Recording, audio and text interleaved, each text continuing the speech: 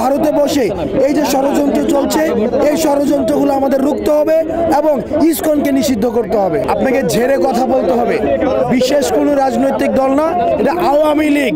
আপনাকে বলতে হবে এটা আওয়ামী লীগের ভারতে বসে এটা ষড়যন্ত্র। আপনাকে স্বীকার করতে হবে এই দেশে হিন্দুত্ববাদী রয়েছে। আপনি যদি এই হিন্দুত্ববাদী যে মনোভাবটা, এই উগ্রবাদী মনোভাবটা যদি আপনি স্বীকার করতে না পারেন, তাহলে এই সমস্যাটা সমাধান করা সম্ভব না। এই হিন্দুত্ববাদ আমাদের যে সার্বভৌমত্ব এবং ন্যাশনাল সিকিউরিটিতে একটি বড় একটি থ্রেট।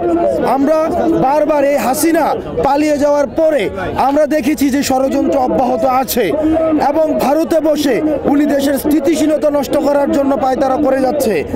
এই কারণে এই যে ঘটনাগুলো ঘটছে, গতকাল সাইফুল ভাইকে নৃশংসভাবে যেভাবে হত্যা করা হয়েছে, সেটি হচ্ছে হিন্দুত্ববাদী উগ্রবাদিতার যে প্রকাশ, এই উগ্রবাদিতার বহিঃপ্রকাশ ঘটেছে।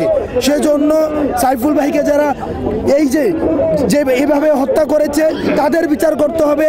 ইসকনকে এই উগ্রবাদিতা ছড়ানোর জন্য নিষিদ্ধ করতে হবে এবং আমাদেরকে স্পষ্টভাবে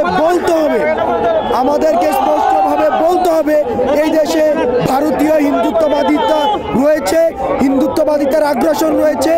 আমাদের এই সাম্প্রদায়িক সম্প্রীতিকে নষ্ট করার জন্য 5 আগস্টের পরে আমাদের কোনো ভারতীয় ভাই, কোনো আমাদের হিন্দু ভাই এমন হয় নাই যে তার মন্দির ভাঙা হয়েছে, তার সম্পদ দখল হয়েছে। আমাদের দাড়ি টুপিওয়ালা ভাইরাই এইসব মন্দিরকে পাহারা দিয়েছে।